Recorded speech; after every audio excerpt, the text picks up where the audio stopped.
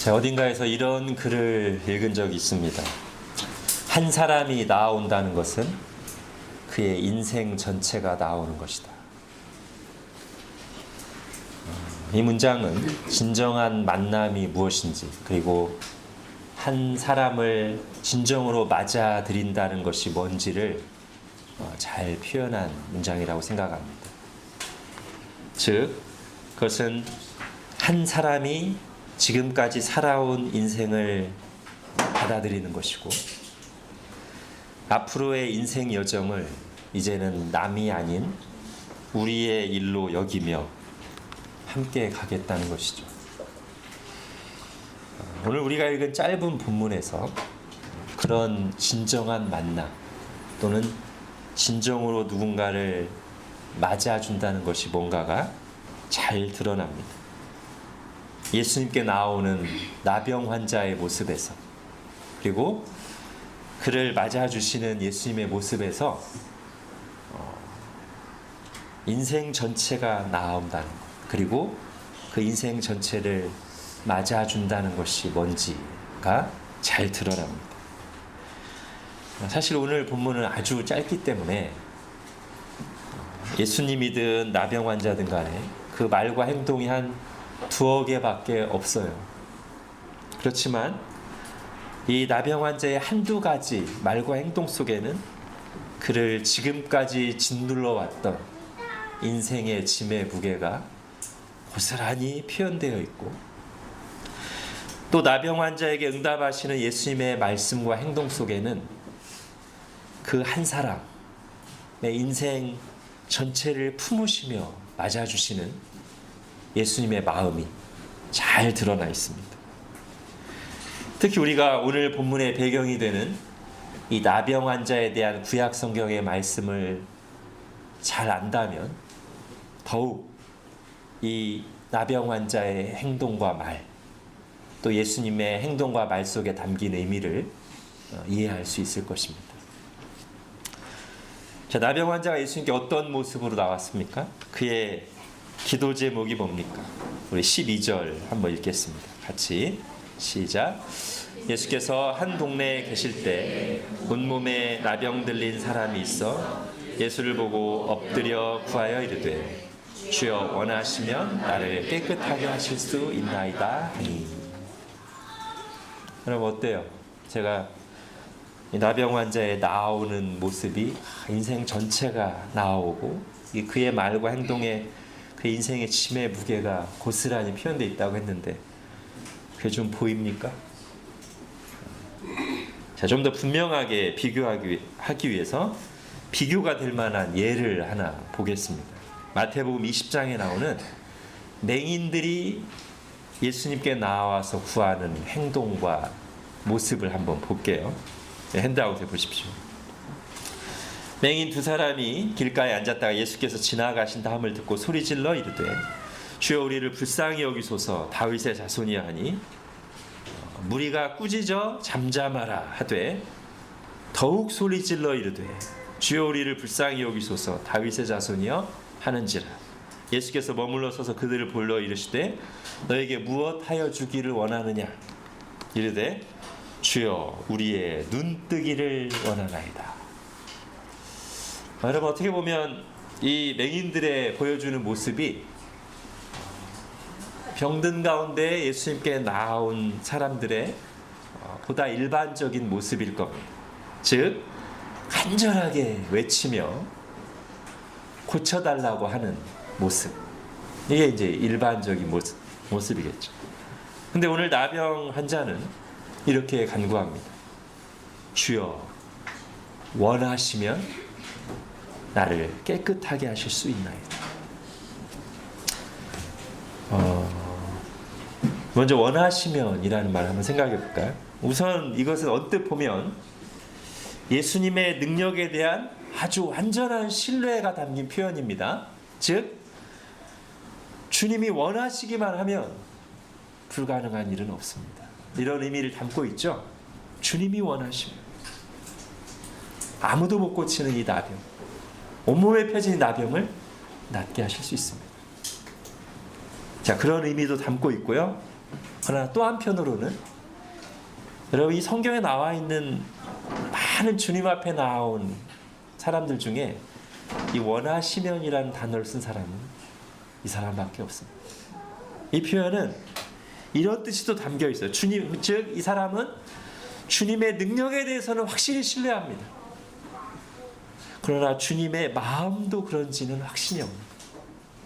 주님이 고쳐줄 능력은 있으신데 나를 고쳐주기를 원하시는지는 확신이 없어요. 그리고 그 이유는 자기 자신에게 있습니다. 이렇게 말하는 거예요. 주님, 나 같은 자에게도 은혜 베풀기를 원하십니까? 이런 뜻이죠. 이 원하시면이라는 단어. 나 같은 죄인도 주님께 은혜를 받을 수 있겠습니까? 자, 그 뒤에 나오는 단어가 그걸 더 확증해 주는데요. 깨끗하게 하실 수 있나이다 이 말입니다. 여러분 나병 환자는 이렇게 기도할 수 있었습니다. 주님 원하시면 저를 고치실 수 있습니다.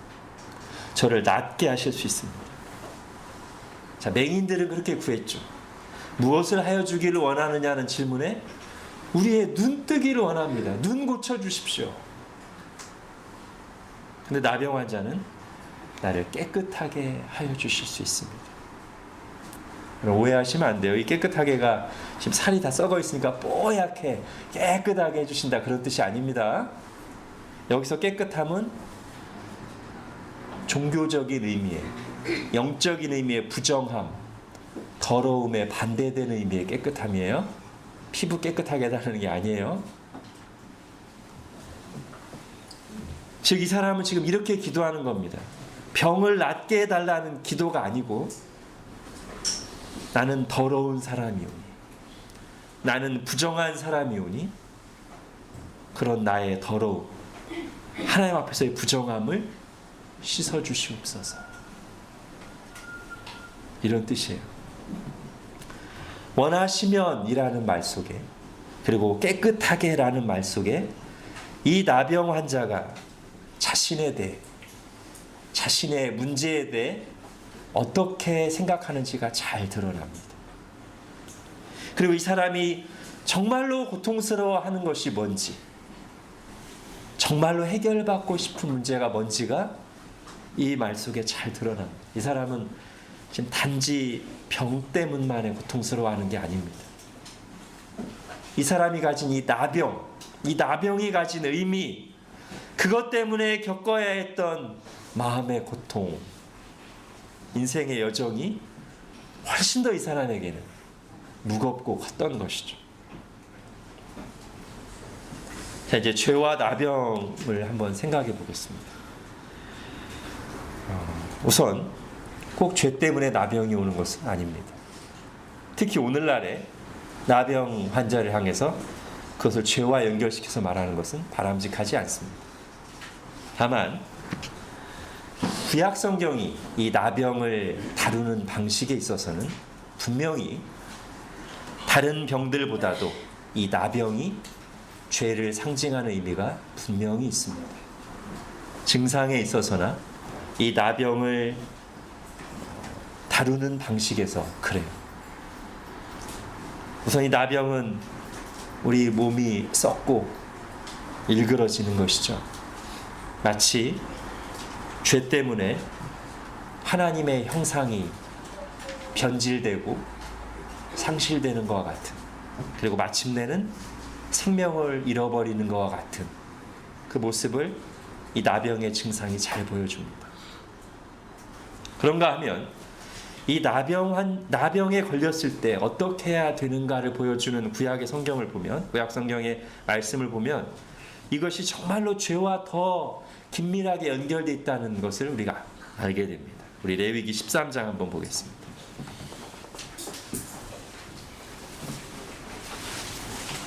나병 환자는 옷을 찢고 머리를 풀며 윗입술을 가리고 외치기를 부정하다 부정하다 할 것이요 병이 있는 날 동안은 늘 부정할 것이라. 그가 부정한즉 혼자 살되 진영 밖에서 살지니라. 예, 이게 지금 나병에 걸렸을 때 나병 환자가 어떻게 해야 되는지 또는 나병 환자를 어떻게 조치해야 되는지에 대한 하나님의 말씀입니다.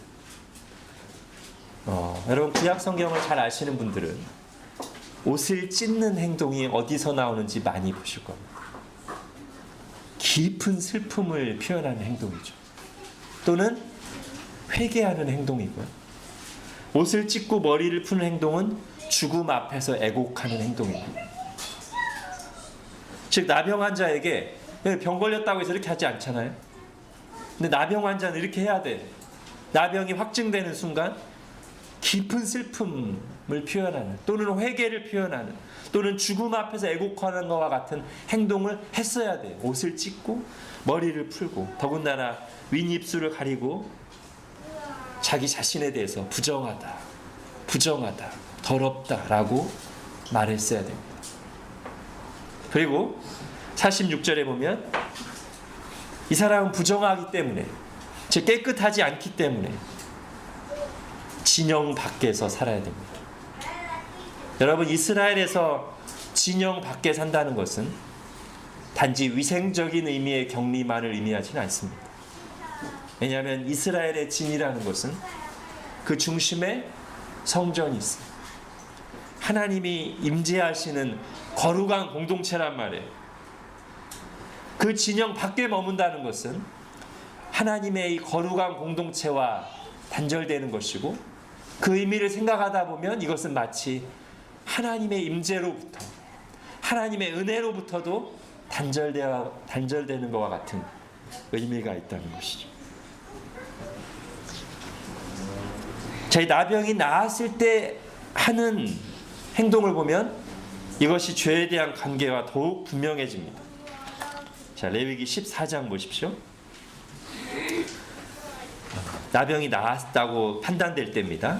정결하게 하는 제사장은 정결함을 받을 자와 그 물건들을 회막문 여호와 앞에 두고 어린 순양 한 마리를 가져다가 기름 한 록과 아울러 속건제로 드리되, 속건제는 죄 사함을 받을 때 필요한 제사죠.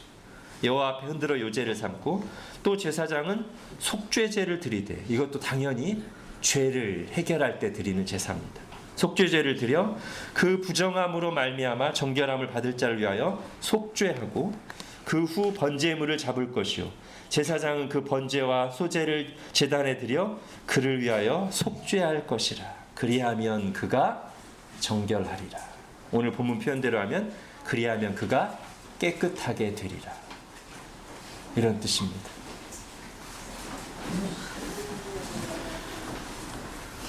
그러니까 나병은 그 증상에 있어서나 구약의 율법이 그것을 바라보는 관점, 다루는 관점이 단지 건강과 질병만의 문제가 아니고 죄의 문제, 죄를 상징하는 의미를 분명히 부여하고 있다는 것이고, 지금 예수님 앞에 나온 나병 환자도 바로 그런 의식을 가지고 그 문제를 해결해 주시기를 간구하며 나온 거란 말이죠. 왜냐하면 나병 환자에 있어서 그것이 지금 가장 고통스럽고 두려운 문제로 인식되고 있기 때문입니다. 내가 죄로 더러워져 있고 죽어가고 있다는 사실, 그 죄로 인해 하나님의 은혜에서 내가 분리되어 있고 거룩한 공동체에서 단절되어 있다는 사실, 그것이 너무 고통스럽고 두려운 거예요.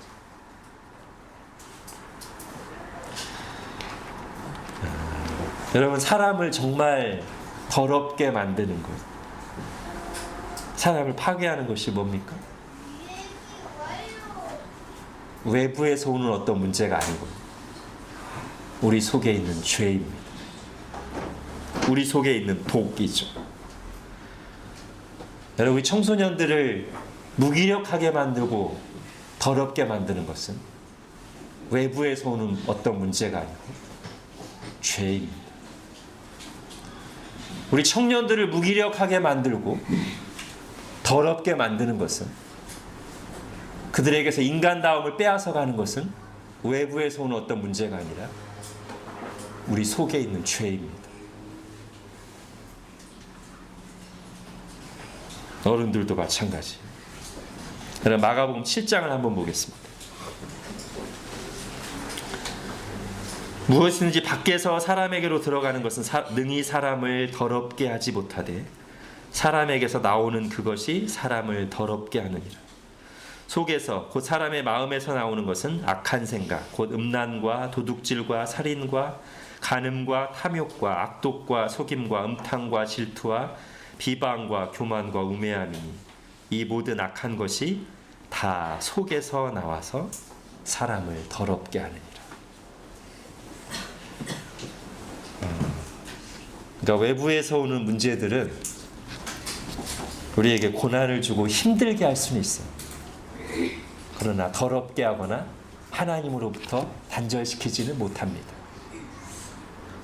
오직 우리 속에 있는 죄가 우리를 더럽게 하고 하나님과 단절시킵니다. 여러분, 가인을 한번 생각해 보겠습니다. 아담과 하와의 첫 번째 아들 가인. 무엇이 가인을 더럽게 만들고 그의 인생을 파괴시켰습니까? 시기심, 동생을 향한 분노와 미움. 그래 결국 그것이 자라나서 자기의 동생 아벨을 죽이게 만들죠.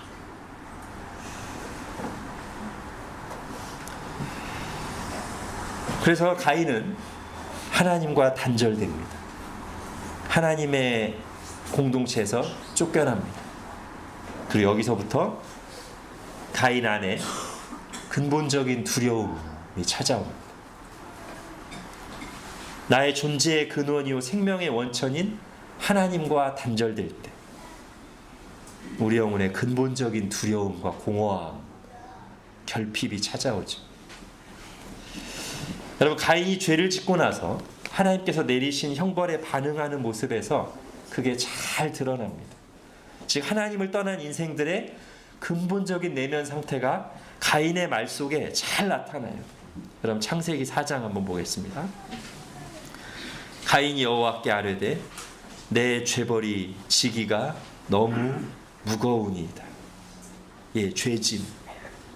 하나님을 떠난 인생이 짊어지는 짐이 너무 무겁습니다. 주께서 오늘 이 지면에서 나를 쫓아내시온즉 내가 주의 낯을 배웁지 못하리니 내가 주님과 단절되니 내가 땅에서 피하며 유리하는 자가 될지라 무릇 나를 만나는 자마다 나를 죽이겠나이다. 예, 하나님과 단절되는 두려움, 죽음에 대한 두려움이 가인의 마음을 가득 채웁니다. 이사야 48장에 보면 여호와께서 말씀하시되 악인에게는 평강이 없다 하셨습니다. 자, 이 두려움이 가인으로 하여금 성을 쌓게 합니다. 성벽. 이게 성경에 처음 나오는 거예요. 성경에서 성을 쌓았다는 얘기가 여기 처음 나오는데 어쩌면 인류 역사에서 처음일 수도 있습니다. 가인이 쫓겨나고 나서 하나님과 단절되고 나서 하나님과 공동체에서 단절되고 나서 성을 쌓아요. 왜요? 예, 밖으로부터 오는 위험, 혹시 나를 누가 죽이러 올지 모른다는 두려움 때문에 그 불안한 마음으로 성을 쌓았는데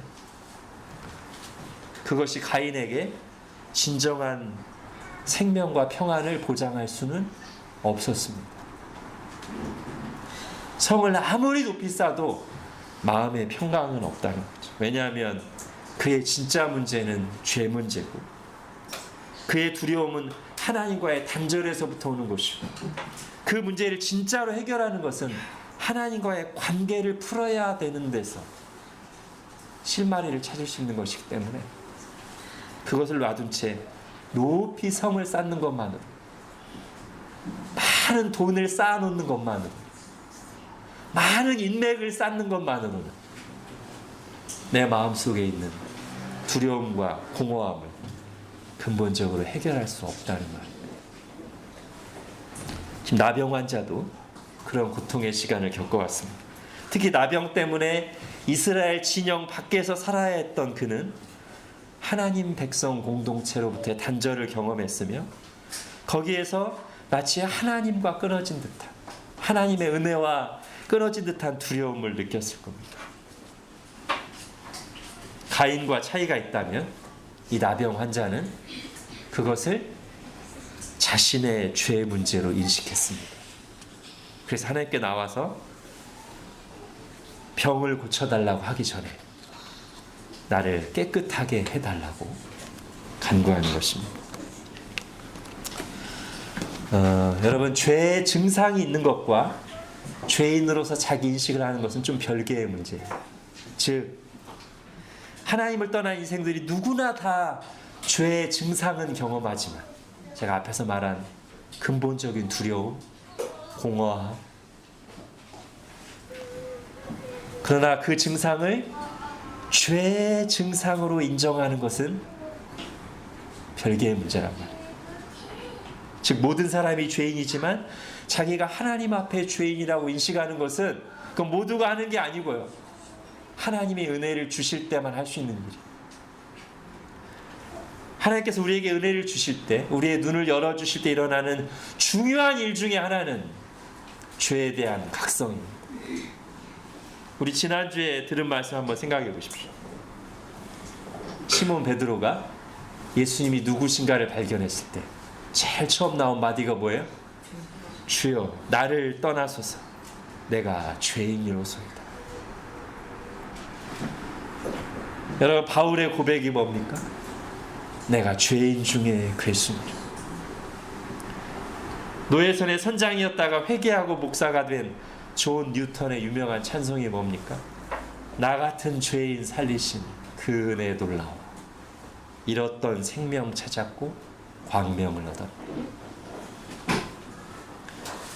여러분, 하나님이 은혜를 주실 때 말씀을 튕겨내던 사람이 그 말씀 앞에 내가 죄인이구나 깨닫고 인정하게 되는 것이고, 하나님을 등지고 살았던, 하나님의 품에서 떠나 죄짓고 방황했던 교만한 죄인으로서의 자기 인식이 분명하게 우리 속에 생기는 거예요. 오늘 본문의 나병 환자가 그렇단 말이죠. 두렵고 떨리는 마음으로 주님 앞에 와서, 주님, 나는 죄인입니다. 더러운 죄인입니다. 나를 깨끗하게 하여 주십시오. 간구하는 것입니다. 예수님은 그런 나병 환자에게 어떻게 반응하십니까? 우리 13절 한번 보겠습니다. 13절 같이 읽겠습니다. 시작. 예수께서 손을 내밀어 그에게 대시며 이르시되 내가 원하노니 깨끗함을 받으라 하신대 나병이 곧 떠나니라. 아멘. 여러분, 12절에 보니까 이 나병 환자는 부분적인 나병 환자가 아닙니다. 온 몸에 나병이 들려 있습니다. 어디 한 군데 성한 곳이 없어요. 온 몸이 다 썩어 있어요. 냄새나요. 예수님은 그의 썩어가는 몸을 만지셨습니다. 그렇게 하신 이유는 만신창이가 된 썩어가는 그의 몸뿐만 아니라 그런 나병 환자로 살아오는 동안 겉으로 드러난 그의 살 못지않게 찢기고 곪고 썩어버린 그의 내면을 예수님이 보셨기 때문에 예수님 앞에 나와서 간절한 기도 제목을 말하면서도 뭐뭐 해주소서라고 담대히 구하지 못하고, 원하시면 나 같은 죄인도 원하신다면 깨끗하게 해주실 수 있습니다 라고 기도할 수밖에 없을 만큼 두려워하고 있는 그의 내면, 오랜 시간 자신의 부정함 때문에 사람들에게 다가갈 수도 없고 사람들이 다가와도 피해야 했던, 너무나 외롭고 고통스럽고 자신에 대해 절망하는, 요즘 표현으로 하면 극도로 낮은 자존감에 있는 그의 병든 내면을 불쌍히 여기셨기 때문입니다. 그래서 말씀만으로도 주님은 고치실 수 있지만 일부러 엎드려 있는 그에게 다가가 누구도 손대기 싫어하는, 그 자신도 저주스럽게 여기는 그의 몸에 손을 대신 것입니다. 즉, 그의 몸에 손을 대심으로 그의 마음을 어루만지신 것이죠. 그리고 나병 환자가 했던 말을 그대로 받아서 말씀하십니다. 내가 원하노니 깨끗함을 받으라. 내가 원한다. 깨끗함을 받으라. 예수님은 이 말씀과 행동으로 제가 설교 서두에서 말한 것처럼 예수님께 나아온 그를, 그의 인생 전체를 받아주시고 품어주시는 겁니다. 자신의 죄인됨을 인정하며 나온 그의 죄를 용서하시고 그의 상한 마음을 어루만져 주시고 그의 나병을 고쳐주시는 것입니다. 예수 그리스도는 어제나 오늘이나 영원토록 동일하시니라. 주님은 오늘도 가난한 마음으로 주를 찾는 사람들에게 동일하게 말씀으로 찾아오셔서 구원하시고 어루만지시고 회복시키시는 은혜를 베푸십니다. 자, 예수님께서 나병 환자를 만지신 일을 조금 더 생각해 보겠습니다. 율법에 의하면 나병 환자가 분리되었어야 하는 이유 중에 하나는 다른 사람들이 나병 환자와 접촉할 때 나병 환자와 접촉한 사람들도 부정하게 되기 때문이었어요. 그렇다면 예수님은 어떻습니까? 사람들은 나병 환자를 만질 수 없었고 나병 환자도 누가 나를 만지려고 피했어야 돼요. 예수님이 기습적으로 나병 환자를 만지셨어요. 예수님이 나병 환자를 만졌으니 부정하게 되셨는가? 오늘 본문은 예수님께서 나병 환자를 만지시며 깨끗함을 받으라 말씀하시는 순간 예수님이 부정하게 되신 게 아니고 나병 환자가 깨끗하게 되었다고 말하고 있습니다. 부정한 사람과 접촉한 사람은 부정하게 되지만 부정한 사람이 예수님과 접촉하게 되면 부정한 사람이 깨끗하게 됩니다. 죄인이 예수님을 만나면 죄인이 예수님께 영향을 미치는 게 아니라 그 죄인이 용서받고 거룩하게 된다는 말입니다. 그래서 조금만 더 깊이 있는 주제를 다뤄도 좋을 것 같습니다. 자, 십자가에서 일어난 일인데요. 본래 예수님은 죄가 없으시고 죄의 영향을 안 받으시는 분이죠. 그러나 십자가에 달리신 예수님은 우리의 모든 죄를 뒤집어 쓰셨습니다. 그리고 하나님께서는 죄인인 우리에게 쏟아 부으셔야 할 진노와 심판을 우리의 죄를 뒤집어 쓴 예수님에게 하나도 남김없이 쏟아 부으셨습니다. 그래야 예수 그리스도를 믿는 우리에게는 더 이상 하나님의 진노와 심판이 없고 우리는 죄인이 아니라 의인으로 여겨집니다. 신학 용어로 이걸 이중전가라고 하는데, 즉 이 십자가 위에서 우리의 죄가 예수님께 전가되고, 즉 우리의 죄가 예수님의 것이 되고 예수님의 것으로 여겨지고, 반대로 예수님의 의는 믿는 우리에게 전가돼요. 예수님의 의가 우리의 의로 여겨지는 것이죠. 여러분, 고린도 후서 5장 21절이 이중전가를 잘 표현하고 있는 것 같습니다. 같이 읽겠습니다. 시작. 하나님이 죄를 알지도 못하신 이를 우리를 대신하여 죄로 삼으신 것은 우리로 하여금 그 안에서 하나님의 의가 되게 하려 하심이라. 네, 예수님은 죄가 되고 죄로 여기심을 받고 우리는 의가 되고 의로 여기심을 받습니다. 그 방식이 똑같단 말이에요.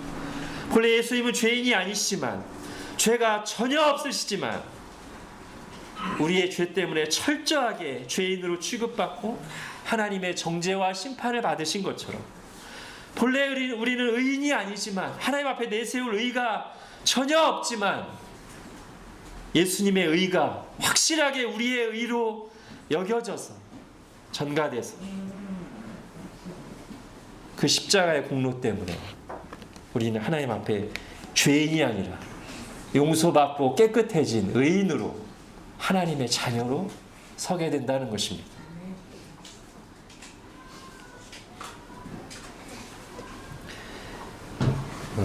예수님께서 나병 환자를 만지실 때 이중전가와 같은 일이 일어났다는 뜻은 아닙니다. 그랬다면 나병 환자가 깨끗하게 되는 그 순간 예수님의 온몸에 나병이 생겼어야 되겠죠. 제가 말하려고 하는 것은 나병 환자가 아무 조건 없이 깨끗함을 받을 수 있는 근거, 모든 죄를 용서받고 회복될 수 있는 근거는 예수님의 십자가 공로에 있다는 뜻입니다. 죄로 온몸이 만신창이가 되고 하나님과 단절되었던 그가 다시 온전하게 회복될 수 있었던 것은 십자가에서 우리 죄 때문에 찢기시고 상하여 온몸이 만신창이가 되시고 나의 하나님 어찌하여 나를 버리셨나이까 라고 주님이 부르짖었던 것처럼 하나님께 완전히 버림받으신 하나님과 단절된 예수 그리스도의 그 대속의 은혜 때문에 나병 환자가 나음을 받고 단절되었던 그가 하나님과 화평하게 되고 그의 마음에 진정한 평안이 임했다는 것입니다. 그가 징계를 받음으로 우리가 평화를 누리고 그가 채찍에 맞음으로 우리가 나음을 입었도다. 이 은혜가 나병 환자에게 임한 것이고 그것이 오늘 우리가 용서와 회복의 은혜를 누리며 담대하게 하나님께 나아올 수 있는 유일한 그리고 확실한 근거인 것입니다. 온몸에 나병 들린 사람을 단번에 깨끗하게 하신 것과 같이 그 어떤 죄일지라도 그 어떤 죄인일지라도 회개하고 예수님을 믿는 순간 한 점 남김없이 깨끗하게 죄가 용서받고 하나님의 자녀로 새롭게 태어나는 것입니다.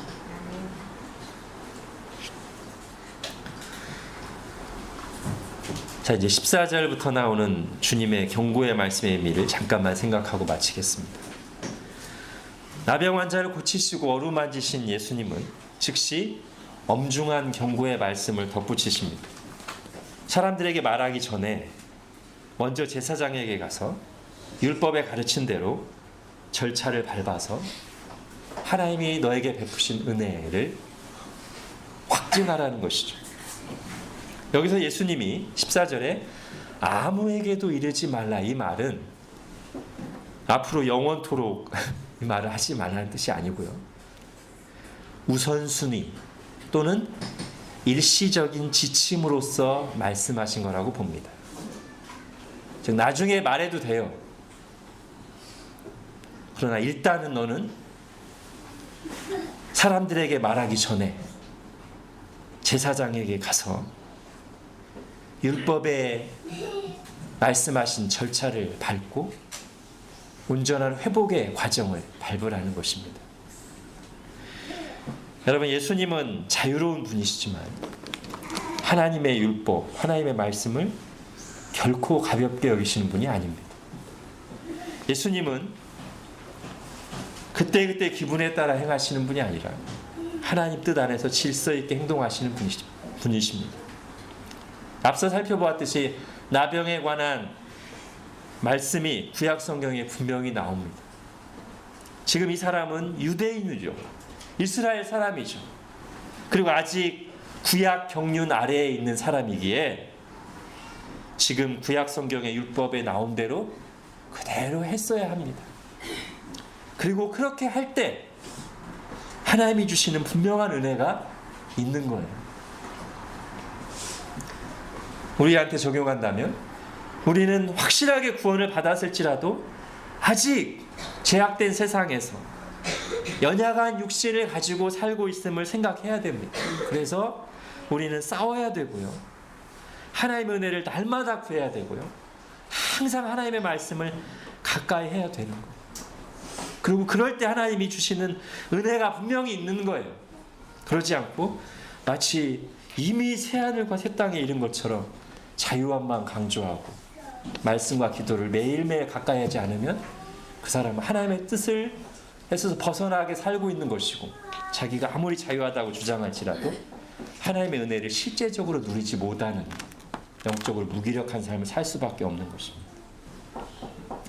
이제 이 나병 환자는 주님이 말씀하신 대로 그리고 구약 성경에 나온 대로 이 과정을 밟으면서 즉 제사장에게 찾아가서 성경이 말한 제물을 드리고 속죄 제사를 드리면서 주님께서 하나님이 나의 죄를 씻어주시고 은혜를 베푸셨다는 것을 더욱 확인하게 될 것입니다. 그리고 이스라엘 공동체도 이 사람에게 베푸신, 그동안 나병 때문에 격리되어 있던, 단절되어 있던 이 사람에게 베푸신 하나님의 은혜를 공식적으로 인정하고 그를 거리낌 없이 공동체의 일원으로 받아들이게 될 것입니다. 오늘날로 비교한다면 마치 심각한 죄를 짓고 교회 공동체에서 떠났던 사람이 그걸 교회가 다 알고 있는데 어디서 혼자 은혜 받았다고 아무 문제 없었다는 듯이 교회 안으로 슬그머니 들어오면은 안 되는 것과 같아요. 공식적으로 교회 공동체 안에 들어오는 질서 있는 절차를 밟는 것이 그 자신에게와 교회 공동체에 유익하다는 말입니다. 그게 하나님의 뜻이란 말이에요. 가령 교회 공동체 앞에서 진실한 회개를 하고 하나님 앞에서 하나님 베푸신 은혜를 고백하는 것이죠. 하나님께서 어떻게 나를 깨우치시고 은혜를 베푸셔서 오늘날 이렇게 돌아오게 하고 회복시키셨는가를 말하고 필요하다면 교회가 정한 절차를 밟는 것입니다. 그리 되면 교회 구성원들도 하나님의 은혜를 알고 기뻐하면서 거리낌 없이 그를 다시 형제로 자매로 맞아들일 수 있고 이후에도 문제될 것이 없으며 그 당사자도 확실하게 하나님과 교회 앞에 회복되는 것이고 그 교회 공동체도 교회다움을 더욱 잘 드러낼 수 있는 것입니다. 지금 예수님께서 이미 깨끗함을 받은, 이미 주님이 깨끗하다고 선언한 이 나병 환자에게 경고하시며 아무에게도 이르지 말고 가서 제사장에게 성경이 말한 예물을 드려 입증하라고 하신 이유 중에 하나는, 중요한 이유 중에 하나는 바로 그것을 위해서입니다. 나병 환자의 온전한 회복을 위한 명령인 것입니다. 기도하겠습니다. 하나님, 나병 환자가 주님 앞에 나올 때 그의 인생의 짐을 들고 그것을 표현하며 나왔고 주님께서는 그것을 다 아시고 받아주셔서 일부러 손을 대시고 내가 원한다고 하시며 그를 고쳐주셨습니다. 주님, 이제도 동일하게 나병으로 상징되는 죄 가운데 있는 사람들에게 긍휼히 여기시며 말씀으로 찾아오시며 회개하고 믿는 자들에게 확실한 죄 용서와 회복과 천국의 은혜를 베풀어 주시는 주님을 저희가 믿음으로 바라봅니다.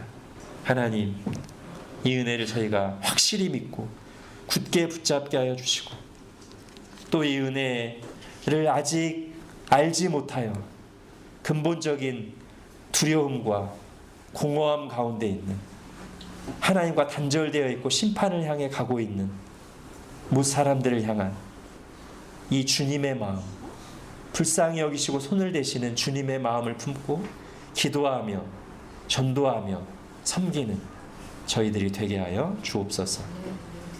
교회 안에서와 우리의 매일매일의 삶 속에서 이 주님이 찾아오시는 말씀과 은혜로 죄의 용서를 받고 회복되는 은혜가 풍성하게 일어나는 우리 교회, 우리 가정, 우리 각 사람이 되게 하여 주옵소서. 예수님의 이름으로 기도합니다. 아멘.